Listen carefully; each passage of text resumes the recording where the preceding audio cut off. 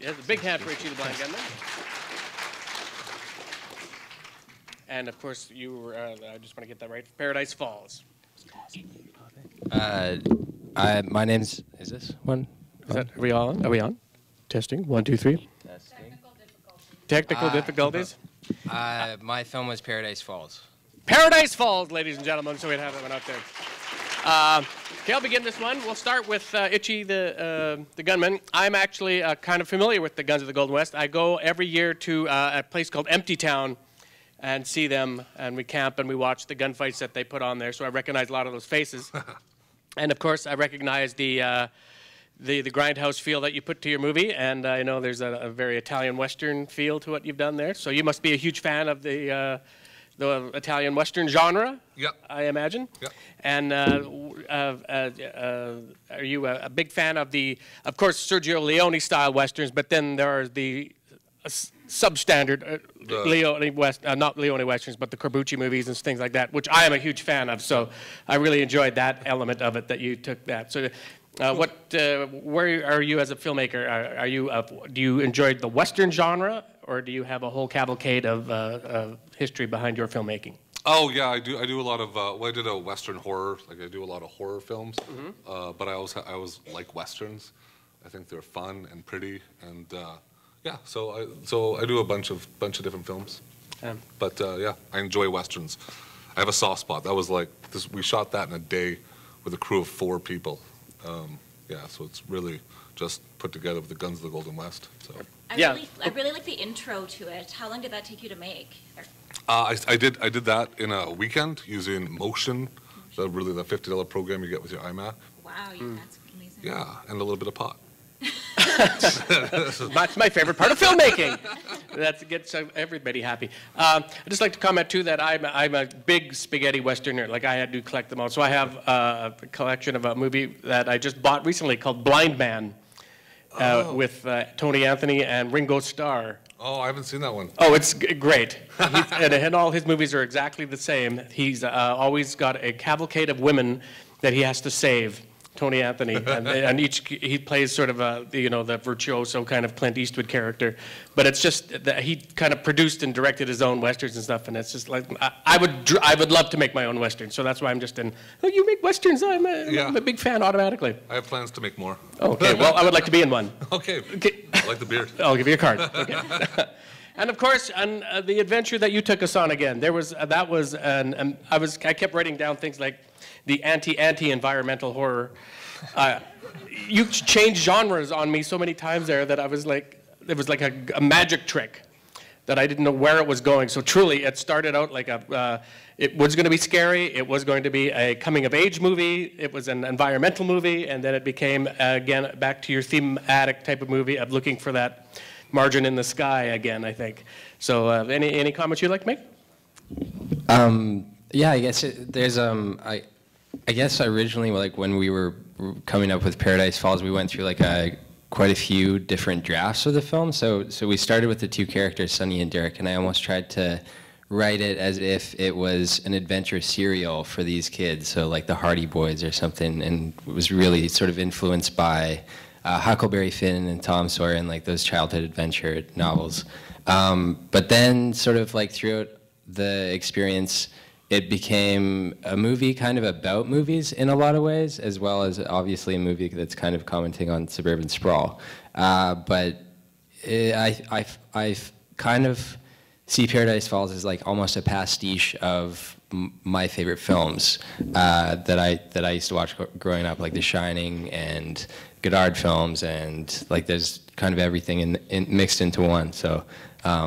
But I just wanted to make like a fun movie, I guess, at the end of the day. No, it was a brilliant roller coaster ride, and I got I was going to bring The Shining up also, and then what I really enjoyed about it, and you've kind of got a magic twist. It might be your style. I'm not sure how to infuse it on you, but I loved the slow motion version of Stay.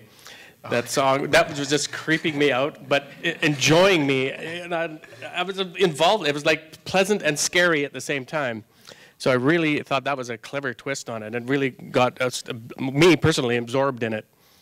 So, a lot of my friends like slow down music, and so we trade songs and we slow down different older music. And I swear, if you slow down old music to 33%, it sounds like something completely new and incredible. I don't know. It's a fun trick. I was going to say you probably are a leading edge on a new style of music that's going to be very popular really soon. They'll have the slow music playing with new lyrics put to that, and people will go, "What a genius you are!" Any questions from the audience out there?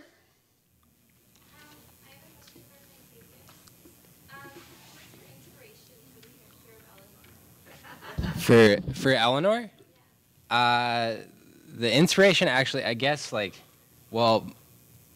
the actress that plays Eleanor is actually my girlfriend, so I would have to say, firstly, her, but also, she was kind of always this Anna Karina type character. I don't know if you're familiar with Godard's films, but Anna Karina was this kind of staple in the French New Wave. So I always saw her character as this kind of representation of that anti-capitalism that's in a lot of Godard films, but also I wanted her to represent that physically as well and kind of look the part in that way. And I also thought it would be funny if a ghost looked like Anna Karina and wasn't transparent at all. But anyway, that's great. What do you see as in the Western genre? What can bring back the Western genre to you? Do you have any hidden agenda? Do you think there's a way of bringing back? The Westerns are being made slowly and slowly, but there's always that kind of, nobody's really found that twist yet to bring them back as big as Leone did back in the 60s. What are you thinking about that? I don't know. I think you got to make them fun. In the just keep making them and make them fun and make them interesting. I think I'm not too sure why modern Westerns suck, but there's just been a lot of bad ones that aren't that good. My last favorite was Unforgiven. Yeah. But I think just trying to write different, more interesting, engaging stories. Do you think it's the actor? Was it Clint Eastwood that brought back that Western lifestyle? No, Was it the style of filmmaking, the music? It's everything. Right. There's. Or maybe we've just lost the fascination with frontiers, right? Because we used to have a frontier fascination. Now there's no frontiers left. So maybe that's the Western. I don't know. I'm trying different things. I do a lot. I'm working on Western horror. So instead of just sticking as a Western genre, reblended it with different genres. So Western horror, Western action. So it's not really the Western's more of a visual style than an actual genre hitting those I get you frontiers. completely. Yeah. So, I have a question for you, actually. What do you have coming up? Are you currently working on anything? Because I love your style. Yeah, there's. That's a tough question. The producer of the film, who's here, Ben Petrie, actually just wrote a grant for a short that we'll be working on together that he's going to be directing and I'll be shooting. So hopefully that goes through. And then I have a lot of ideas for longer length, feature length films, but haven't sort of established something that's set in stone to move forward with. So I'm trying to condense the ideas at this point. It's like ground zero kind of. But for a larger feature length project, probably next. I have one more question. What kind of camera did you use while filming that? That was shot on Ariflex SR3, which is a 16 millimeter camera, and it was shot on Super 16 film. So we actually shot on film. It looks really unique. I liked it. Cool. I find I'll go back to the Western what I noticed that I had the same problem too making Westerns and stuff when I was a kid. I'd never get a horse in one of my movies. So getting that whole part of the Western genre, the horse is such an incredible icon of the Western that I started to use without having horses there, I would just have dust and the sound effect of horses. Like the sound of a horse riding up and then throwing dust in the air and then just showing somebody walk past the camera. And that's sort of the illusion that I had a stampede of horses on my side always seemed to work. So leading to one of your question to you is like, I loved how you incorporated the falls as a part of your environment that was like something that had been destroyed and something so beautiful has overtaken the land. Like just using the environment and revisioning it that way was a brilliant sort of way of using the elements that you have to film and making it part of your story, like letting nature help you tell your story. So I thought that was like a brilliant idea. Where did you find that mansion? It was awesome. So the mansion, I guess the story is, I wrote the script and my producers were kind of like, well, because this was actually our final film at school. So we were working together, and they're like, well, we're not going to be able to get like a house that's going to be what you want. So they approached, it was like actually quite a brilliant plan. They approached a real estate agent who worked like in the suburbs and decided that they were going to say like, we'll make a real estate video for you for free if you let us shoot in the house for a week. And then we actually got 2 locations because the exteriors are at a different house.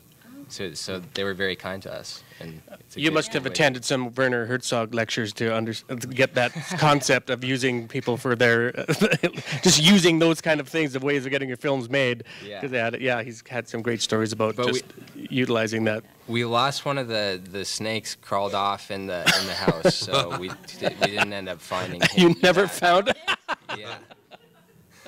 Crazy. So, oh, well, there's a movie waiting to be made right there. Okay, well, if there are no more questions, why don't we have another huge applause for our directors, and we'll let you get some more popcorn and return back in about 5 minutes for the next batch of our movies. So thank you very much. That was great.